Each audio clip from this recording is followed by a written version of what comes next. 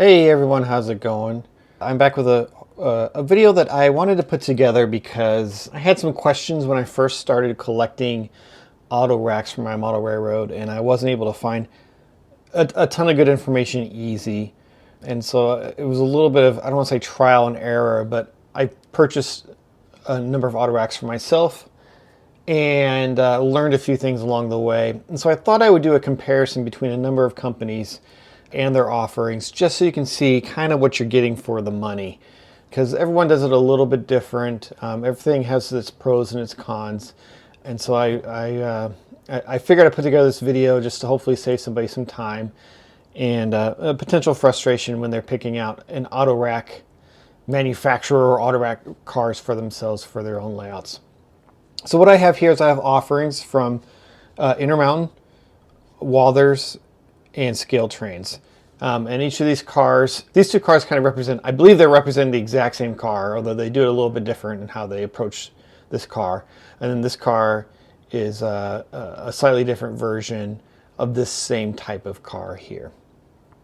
So first we'll start with Intermountain's offerings here. Intermountain, I think everyone has either seen or wants to see one of their cars. Very beautiful in a lot of ways. They have etched metal side panels here that actually are see-through, and you can kind of see through this Union Pacific car here and see through the other side. Now this is where we're going to get to one of the very first things to consider when you're looking at auto racks for your HO scale model railroad, and that is to metal side panel or not metal side panel. We'll get into in some of the other cars some of the reasons why you may or may not want to metal side panel. Certainly right out of the box, the metal looks just beautiful. It's shiny, it's really wonderful. And you know, if you're modeling a brand new car, that shine is especially nice. It definitely feels like a quality model because of that. However, on a lot of these models, the holes are so fine that you really cannot see through them very well. You kind of got to look, and especially if they're on motion, or in motion, I should say, and on your model railroad, and it's just seeing through that. It's pretty difficult. I would say that the hype around see-through cars like this particular one right here is a little overstated. That being said, there are certain models, so you might want to keep an eye out for it, that Intermountain make that are more see-through than others. So here is a CP rail model that you can see, and I don't know if you can see very well right here. You can see my hand all the way through this car. This one is a much more see-through car, and that does show up much better on your model railroad. So that is a cool effect. And I can't tell you which cars have and don't have the see-through effect, other than what you can tell here. The side panels here have little holes right along kind of these non-highlighted areas, I should say. And that's the panels that are slightly different panel configuration that give you that, that see-through look. Whereas on this one here, you can see it's solid, that solid piece of metal right there. This configuration of a metal see-through panel is much more opaque, I should say, less see-through. So something to keep in mind when you're looking at Intermountain cars. Another thing to keep in mind are these end doors. So what Intermountain has done is they've kind of come up with a clever trick of making these end doors open and close. However, these are extremely fragile. I've had one in the box come broken already in the box that I had to kind of glue back together and fit back into place. You know, they slide around themselves like they should in real life, and that's kind of cool.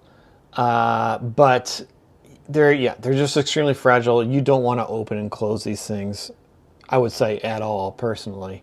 I think, you know, they're kind of there so you can model them open if you want, or put cars in there and that kind of thing. But I think I would have rather have seen maybe a panel that you can remove and replace with a modeled sort of version of the doors opened if you wanted to, versus having this sort of mechanical action there.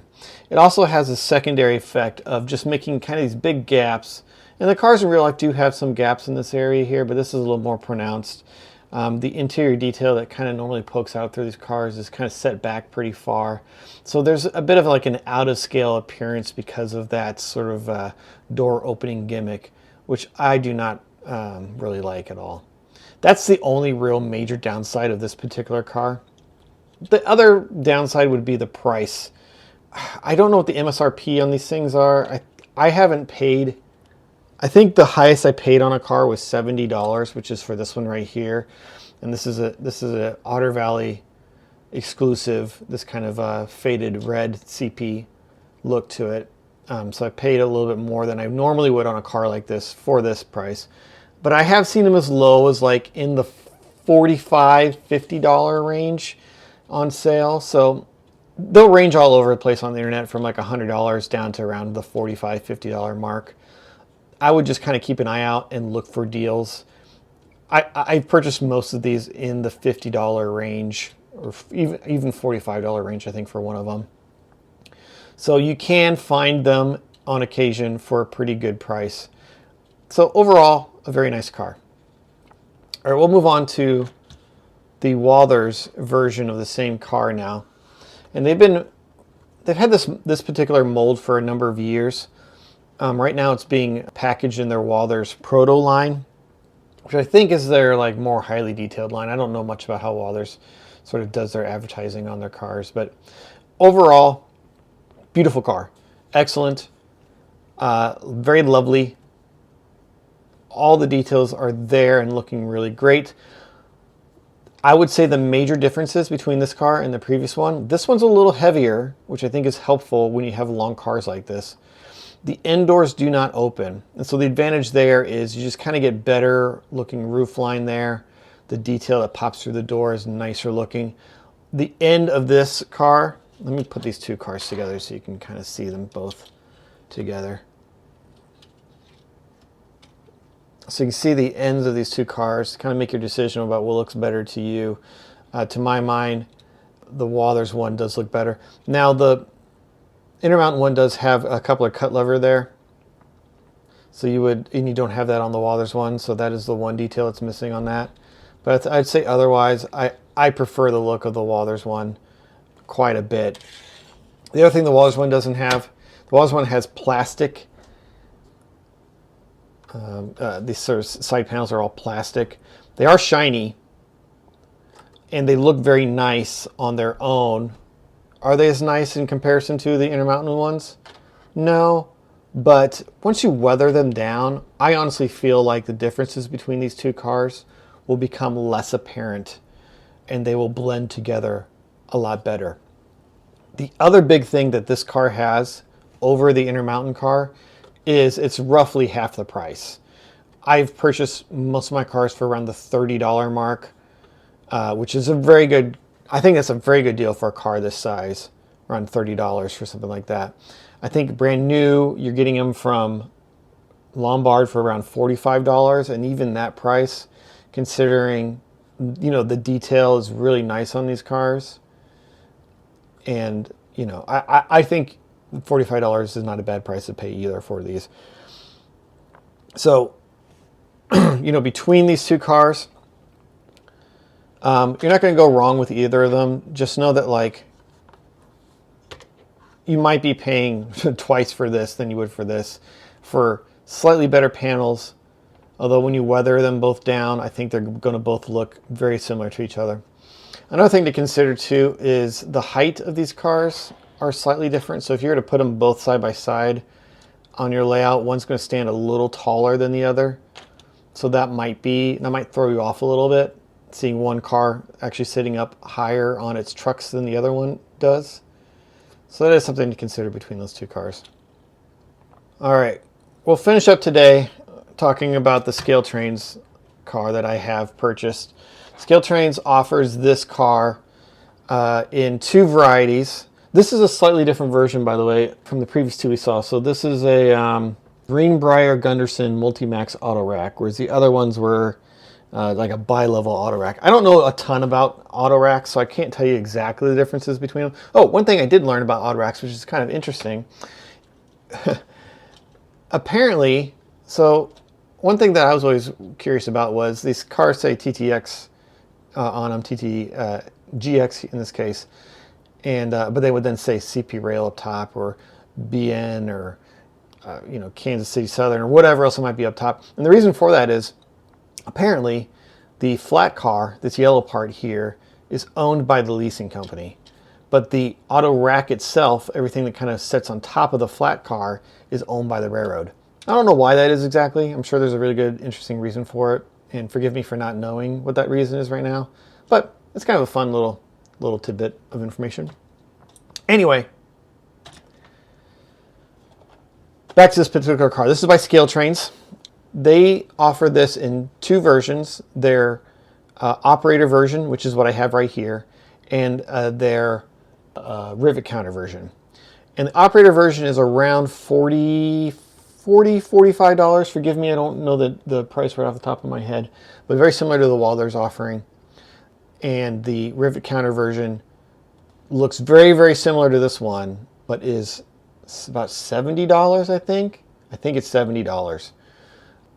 The two big differences between the two cars, as far as I can really tell, and I looked at both of them side by side last weekend at the St. Louis RPM. The rivet counter version has metal side panels. Although these panels, being plastic, are not bad. They look very shiny and very metallic looking as they are.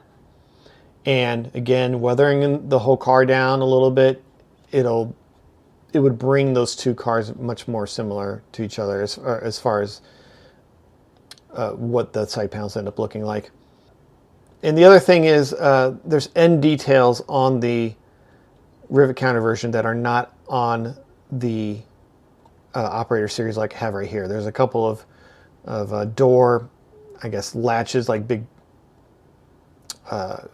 wires that run top to bottom here, and then some door latch mechanisms down here. You can see here on this model where there are holes right here, here, and here in which to attach those details. And in my opinion, it's a real shame they didn't. I know that they're trying to like make these as cheap as possible and then allow the rivet counters to be more detailed and more expensive for those who want it. It's a real shame to me that they didn't just, even if it's just including those details in the box for me to add on myself. They do make them available as a separate add-on item. I didn't know that when I bought it, so I bought this car and paid shipping, and then I'm not going to pay shipping again for a little $5 add-on part for the end details there. But the holes being as they are here, to me that's it's a little tacky, or whatever you want to call it. I would much prefer to see that either you have molded on detail, or if you don't want to go to the expense of creating another mold for your cheaper cars, at least include the plastic in the box so that I can do it myself. I don't think it's that much more of a cost savings that you can't just include that in the box along with it.